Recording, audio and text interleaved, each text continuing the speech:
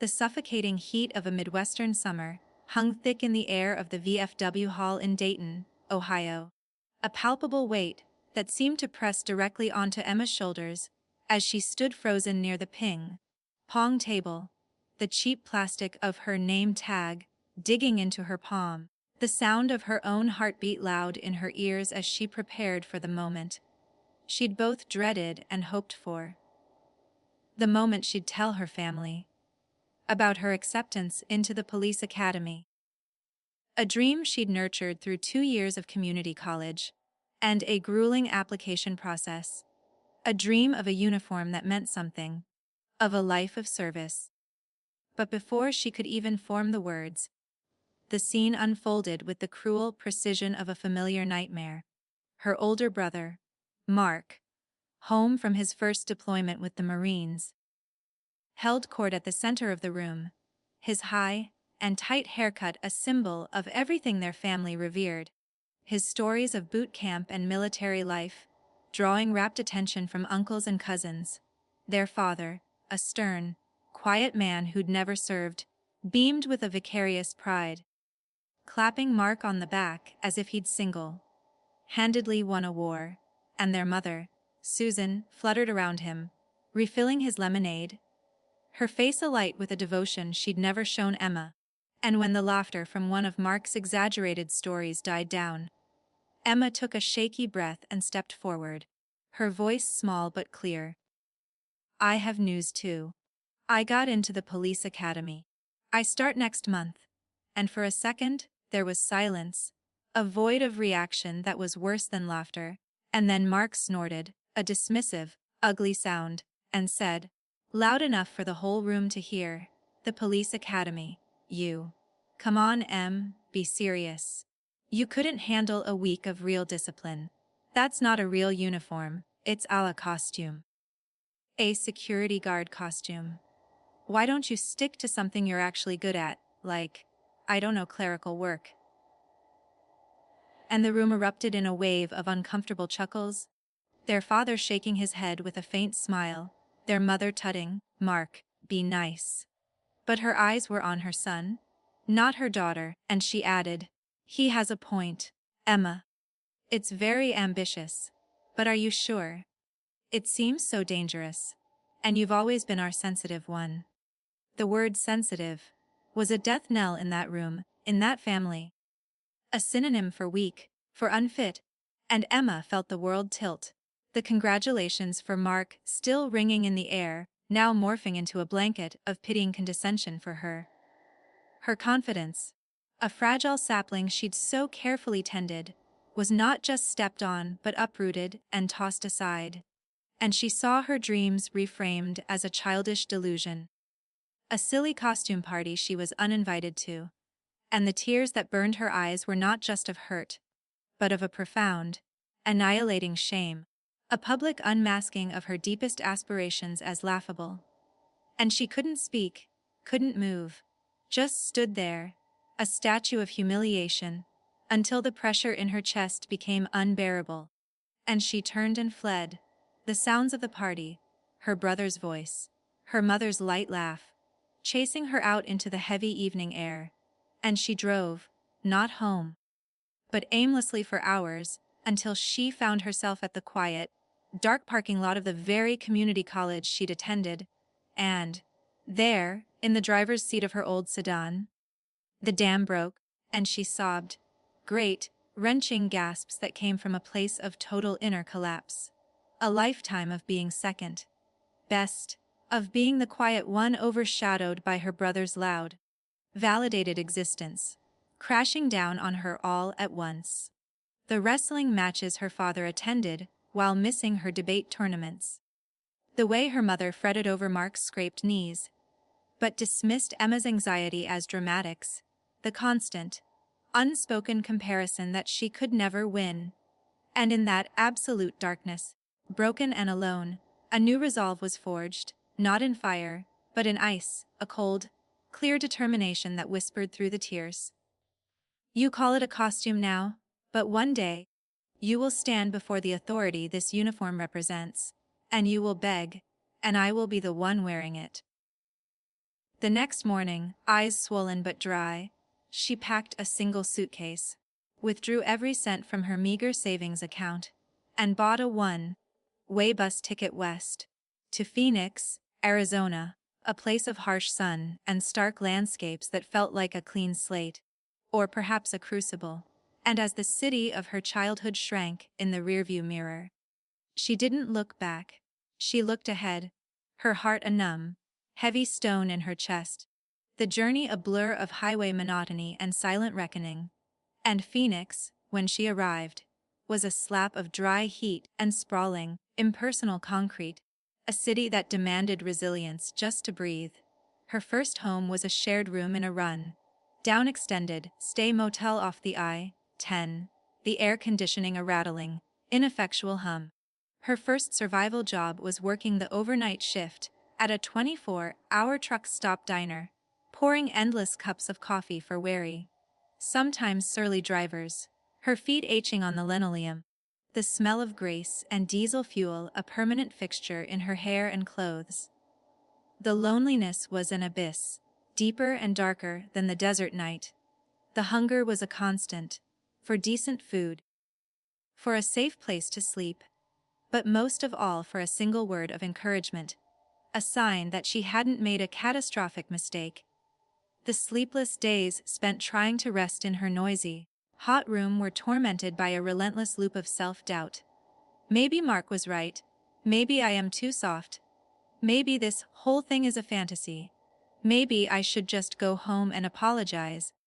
Accept my role as the family disappointment. And the silent tears into her thin motel pillow were a nightly purge of fear and exhaustion. But every sunset, before her shift, she would stand under the lukewarm shower, look at her tired face in the streaked mirror, and say to her reflection, "Not yet. Just keep going." She enrolled in one class at a local college, paying in cash from her tips, studying criminal law and ethics at the diner counter during slow hours, her textbook stained with coffee rings. Her discipline born not from innate toughness, but from a desperate, focused need to prove a point to the ghost of her brother's smirk.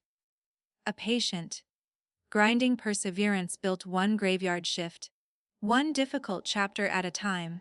She moved from the motel to a tiny studio, apartment in a complex with barred windows, then to a slightly better place with a window unit that actually cooled.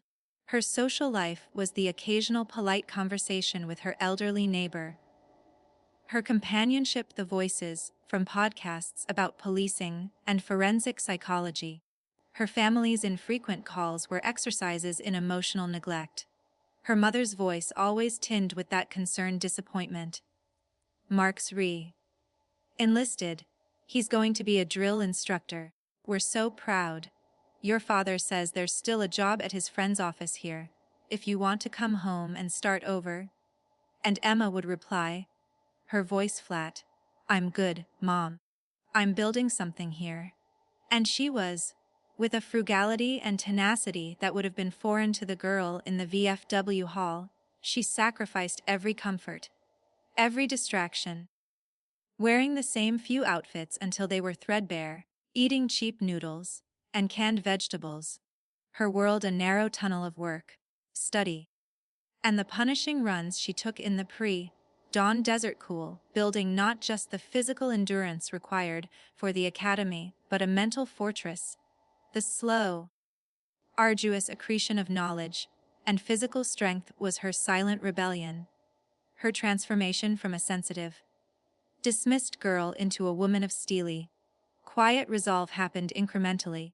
Her eyes, once wide with the need for approval, now held a watchful, assessing calm, and she re-applied to the police academy, her application stronger now with life experience and her college course.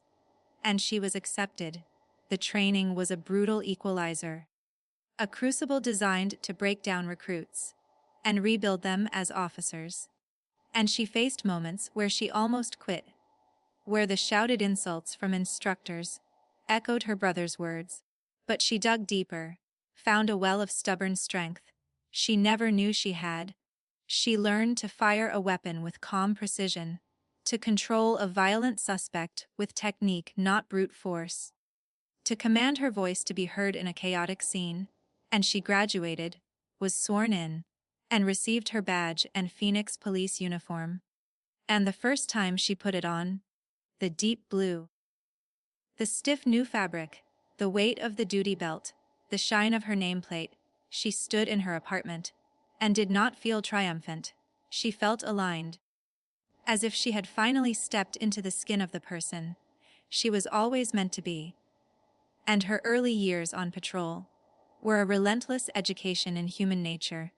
She worked tough neighborhoods, learning to communicate, to de-escalate, to serve, her quiet demeanor becoming an asset, allowing people to talk where they might have clammed up with a more aggressive officer.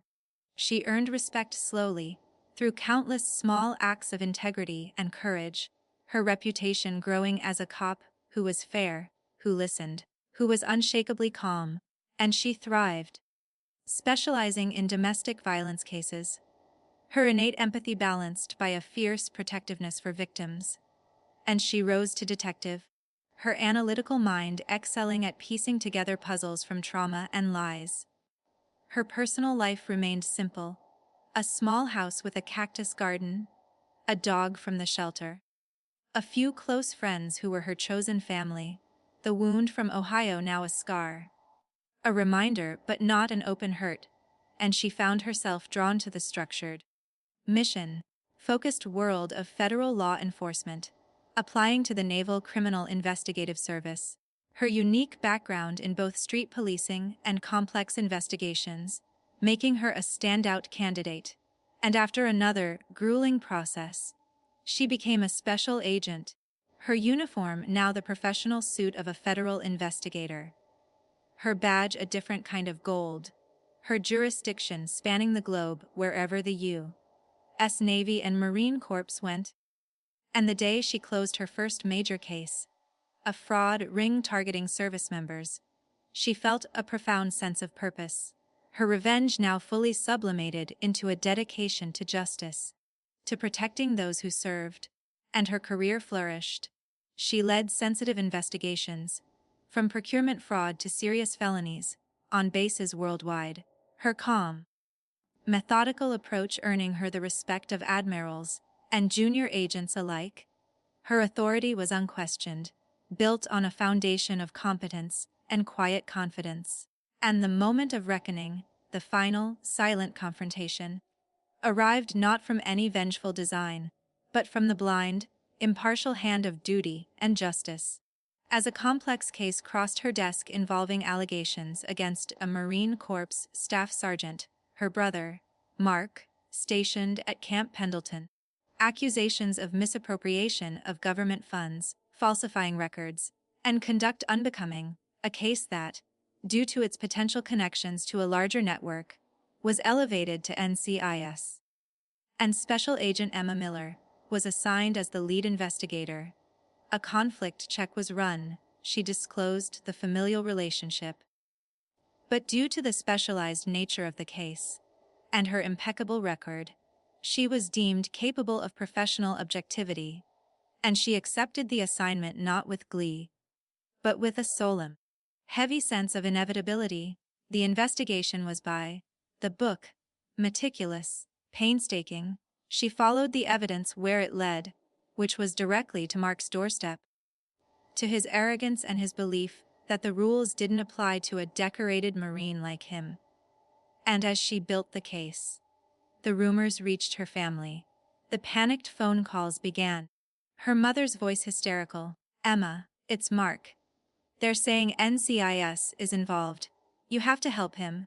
You have to tell them it's a mistake. You know your brother." And Emma replied, her voice cool and professional, "I can't discuss an ongoing investigation, Mom. If he's innocent, the process will show that." And her father, his voice gruff with a fear she'd never heard, said, "You're really going to do this? To your own brother? After everything he's done for this country?" And she said, "I'm doing my job. The job this uniform requires." And the court-martial was convened. And on the day of the proceedings, At the naval base, Emma arrived in her full NCIS professional attire. Her badge displayed, her file of evidence in hand, a picture of calm, unassailable authority.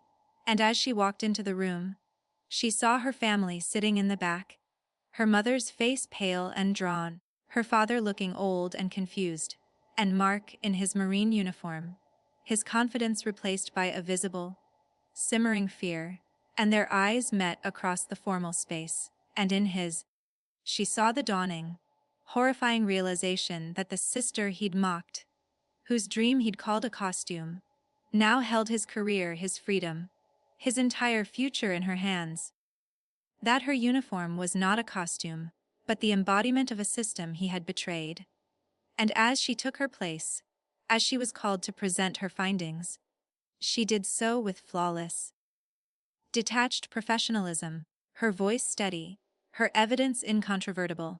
And when the defense had its chance, Mark, against his lawyer's advice, took the stand, and under the pressure, his story fractured, and in a moment of sheer, desperate panic, he looked directly at her, not as his sister, but as the agent who had him cornered, and he begged, his voice breaking, "Emma, please, you have to understand it wasn't like it looks.